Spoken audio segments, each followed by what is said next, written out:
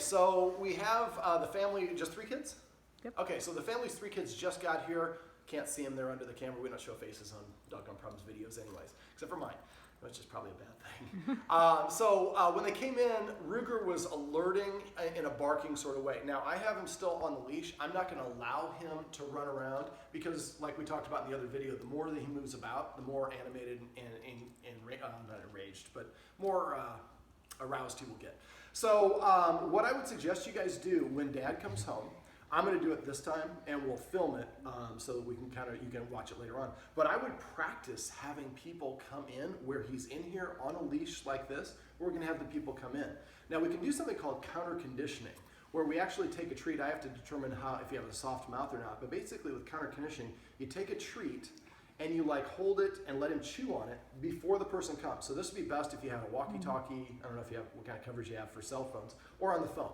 So before they come to the door, we're letting the dog chew on this. Now, since he's a Great Dane, we might have to, instead of using the little training treats I have, one of the tricks I found for Great Danes is to get a slice of roast beef, have it cut about 1/3 of an inch thick, and then cut it into strips when you get home. Mm-hmm. So that way you can kind of feed it almost like a push-up into the dog's mouth, and the dog keeps it. Little training treats I have are little, maybe twice the size of a BB. So for him, that's going to be not even, but basically what you'd want to do is we want to establish a new behavior. So if we keep him from getting all worked up and have people come in while we're providing a treat, that can create a positive association when people come in. I think what he's doing is territorial. Mm-hmm. He's in a new house and he's trying to assert himself. He doesn't know where he's at.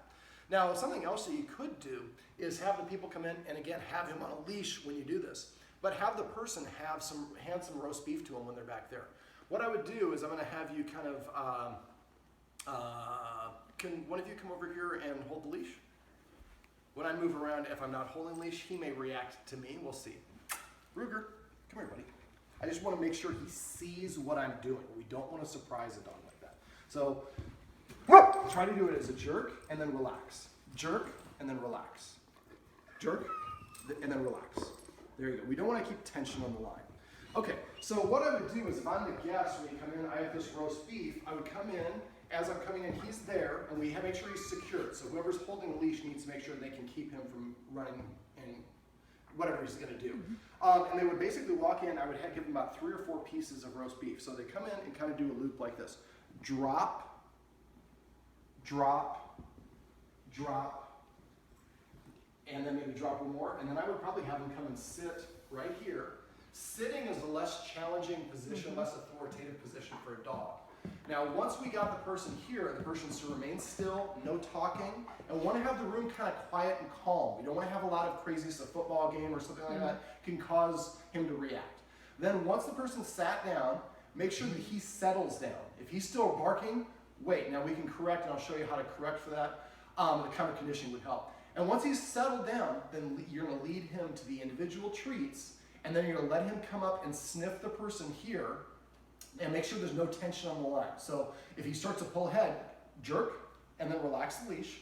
Make sure you have a good intensity of your jerk so he understands that you're not screwing around. And I'm going to give you a different collar that might help control a little bit of martingale.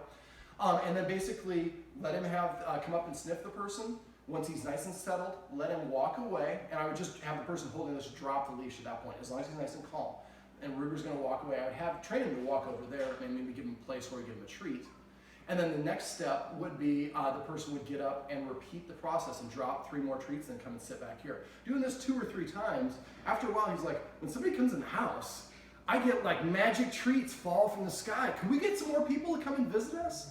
Right now he's doing it in an alarming fashion because he thinks it's a negative. So if we create a little positive association through a positive reinforcer like these high value treats, he's going to look at this as like, yeah, I want to have more people come over.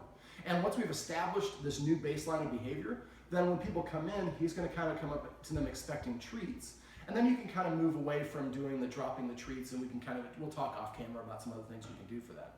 That's pretty good. And let's go ahead and end it by filming him, because his energy is nice and, go ahead and pan to him. His energy is nice and calm right now. See how his ears are kind of sideways, and he's laying on his hip, which is kind of another sign of being kind of in a more relaxed behavior. All right, so I'm going to have you, before we end it, I'm going to have you hold the leash with both hands tight. I'm going to get up and walk back over there. This may provoke a response from him. I don't think it's going to, but we're going to go ahead and record it just in case.